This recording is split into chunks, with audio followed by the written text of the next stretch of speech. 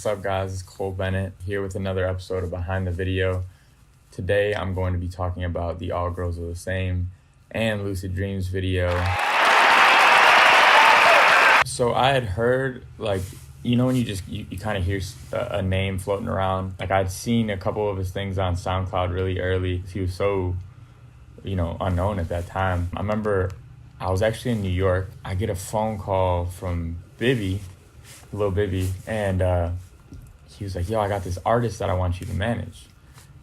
I was like, well, I was so confused because, like, Bibby's still rapping at the time, and, our whole relationship was built around him and I working, me doing a music video for Bibby, or, like, music related with Bibby. So I was so caught off guard when he said that he had an artist that he wanted me to manage. And I was like, okay, I don't really manage artists, but send me the music, I'll check it out.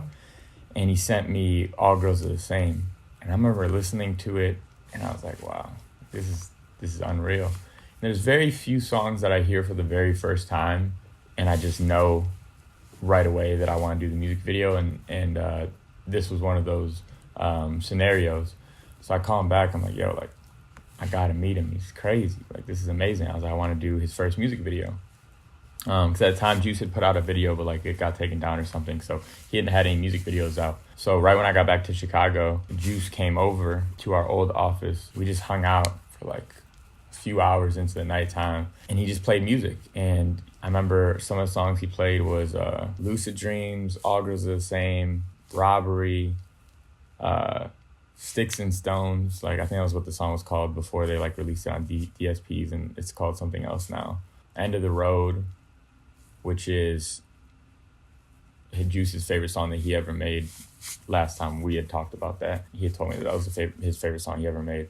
But so he played me a ton of music. We just caught a vibe, hung out, we just clicked. He's a really cool, sweet kid. He was just a good guy. I was like, yeah, man, I want to shoot All Girls Are the Same. At that time, I thought Lucid Dreams was a cool song, but I really thought All Girls Are the Same was just the one, because I think it was the first one I had ever heard, so I had a different type of connection to it. Also, on the first night that he came over to the office, he brought shrooms with him, but he had never done shrooms before yet, and I had never done shrooms before either.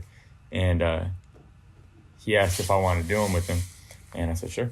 So we took shrooms, and we listened to music and caught a vibe, and then he had to go to the studio. He asked if I wanted to go, and I was like, I don't know, man, I'm feeling kind of good right here.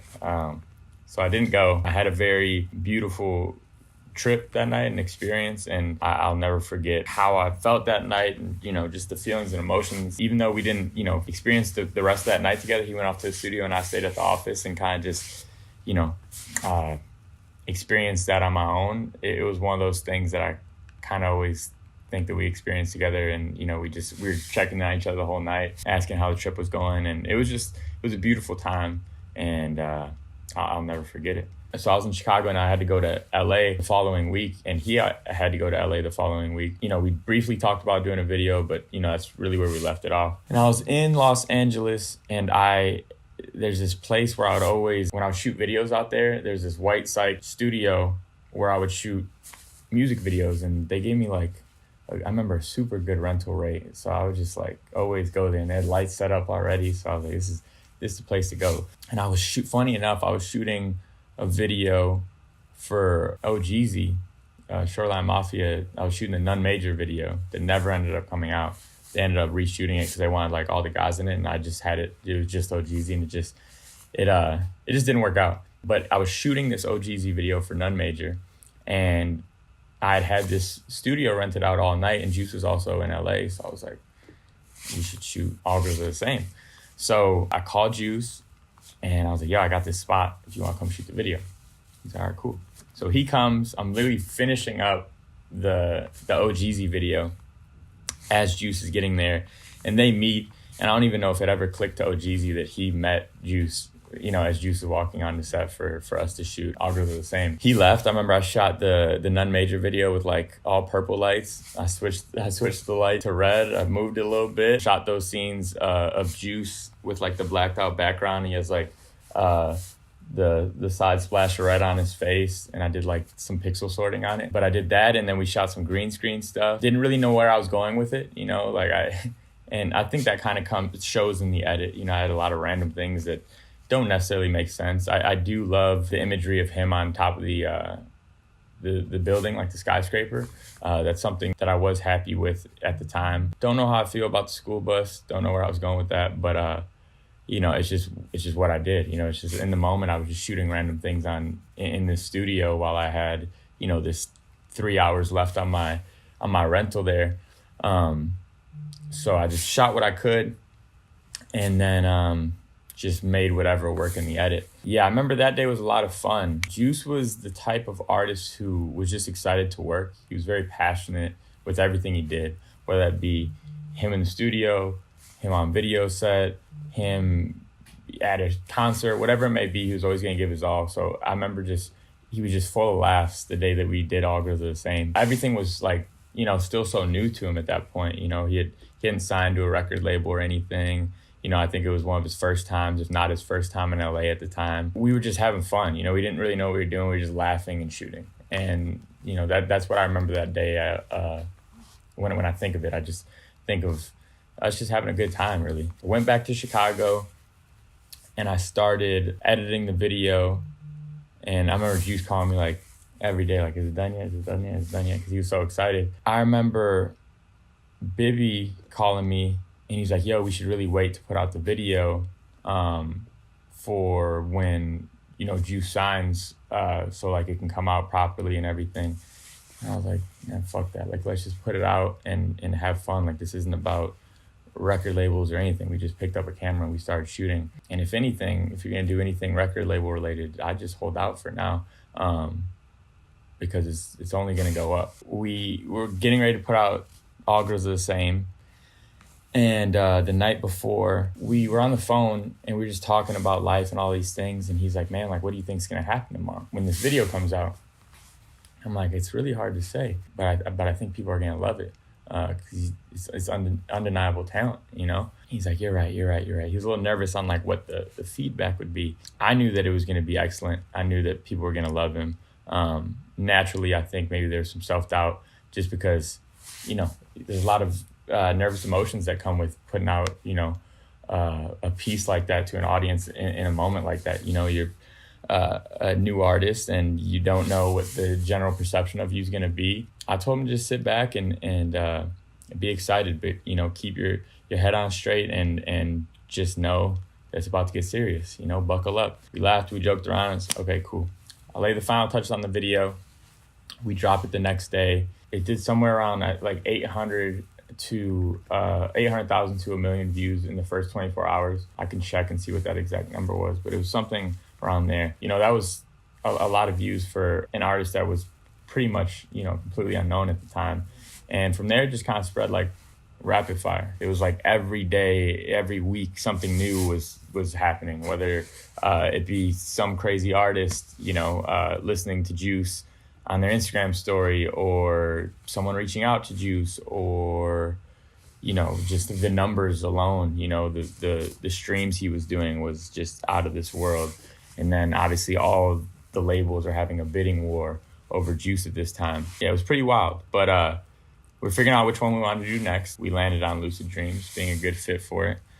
And I remember, you know, he had come to the office a few times between when we shot All Girls Are the Same and when we did the Lucid Dreams video, but it happened within like a month period or so. But I remember we put out All Girls Are the Same in February, and I think Lucid Dreams didn't come out till like May. I'm pretty positive it was in May. Yeah, I remember just us planning it, because obviously with All Girls Are the Same, you just literally, I picked up my camera and we shot, pretty much reused the set of what the OGZ None Major video was. And then for Lucid Dreams, I was like, oh, like, let's, you know, have some fun, get creative with it and think of a cool idea. But it still was like at a time where like all my videos were, you know, just run and gun, point and shoot style. So I had never wrote a treatment. I had never done anything, you know, I was just shooting. I remember that was like one of the first times I like ran a camera and like had a DP, and like, you know, because I remember G Money, who works with Bibby, you know, they're all brothers, and he came to the office right before we did the Lucid Dreams video, and he's like, I got something for you, Cole. I said, what? And he hands me $5,000 cash, and I'm like, what the fuck? And he's like, it's for the Lucid Dreams video. And I was like, this is crazy. Because, I just never really operated with budgets. Everything I did was pretty much for free. And any small amount of money that I was making wasn't always going straight onto the screen, It was how I was paying my bills and living. So I had this money and I was like, wow, I don't know what to do. Keep in mind, we had just did All Girls Are the Same for absolutely free, you know what I mean? And I'm looking at this 5K like, wow, we could really do something cool with this. But we had to shoot the video the very next day. I remember trying to pull everything together, and I just got a location. We shot in this warehouse. When we got to the warehouse, I was like, wow, I really don't know what I want to do, because I was so caught in a routine of just, we go somewhere and we shoot. We were there and I was like, let's go to Home Depot. So we go to Home Depot, and I don't know where I came up with the idea of wanting to do this head through the floor concept, but it just came out of nowhere. I just wanted to do that. And kind of him peeking into this room where he sees this woman, and he's kind of, watching it all go down as he's in this lucid dream, and he feels like he's, interacting with the situation, but in all actuality, he can't do anything, And at the very end, she sees him, and he pops down. They go through this moment of this experience where they're interacting with each other through this this visual, I don't know even what to call it. The video is very all over the place in a sense, because it came out of nowhere. It was just an idea randomly. So much like All Girls Are the Same, a lot of it was put together in the edit. And I think it's funny that it's the biggest video on the channel today. And actually today just got certified diamond, which is insane. Probably will be the first Lyric Lemonade music video to get to 1 billion views one day. So we had no idea that would happen. But yeah, so we went to Home Depot, we built this setup, had Juice crawl under this little table we made and peek through this carpeted floor with this this circle cut out that my buddy Floyd had made the setup, and he actually made the carton that's in the living room here, the wood carton, and we're at his warehouse, so he's kind of helping me craft this all together. And we just shot. We shot for probably 4 hours. And I remember midday, I was like, dang, we need to get some scenes outside too. So we went to a cemetery, because I do remember that was one thing Juice wanted to incorporate, was a cemetery. So we went to a cemetery, and we're about to start shooting, and the security that watches over the cemetery pulled up and what are you guys doing? You can't do that. So we left, and the next day we had got some more scenes, the stairway scenes at Midnight Cinema in Chicago. So we just kind of had this spotlight. He's sitting on a staircase, he's smoking. It was his backlight. It was cool. We were just getting things. And we also did the scenes of him in you wouldn't be able to know, it's an old elevator, whereas at the beginning his hands are going through the blinds and stuff. I had blinds set up in there because I wanted the shadows at his face. It's hard for me to speak on the concept because I don't exactly remember where my head was at with all of it. I remember it being very sporadic and on the spot. So it's difficult to give you good reasoning on why I was doing what I was doing. It was just a feeling. And I think with those early videos of Juice and I, that was one of my favorite parts about it. They turned out to be what they turned out to be. And it was just us not really knowing what we were doing, and definitely not knowing what it would become. So Lucid Dreams came out, and at this time, I believe that he was already signed when Lucid Dreams did come out. I'm pretty positive. By the time the video came out, the song had already began to do what it was going to do. So it was all just craziness from there.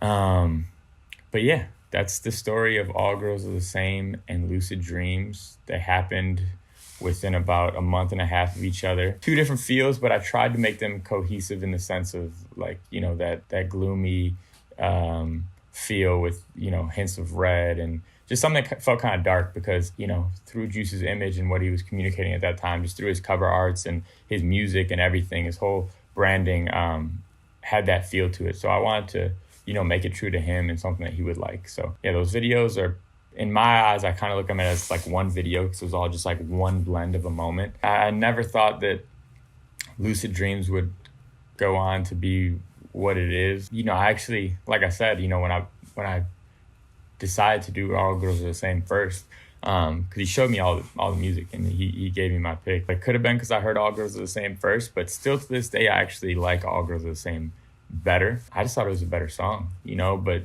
that's just the beauty of music and how it affects people differently, you know. Lucid Dreams is obviously an amazing record and has inspired people and gotten people through hard times and, you know, just been a soundtrack through so many people's memories and moments in their life. So great music is just great music. That was the thing about Juice, you know, he could play you like 100 songs and all of them are amazing. You have no idea what's going to be the hit record because in my head, they were all hit records. But yeah, definitely didn't think Lucid Dreams would be this big, you know.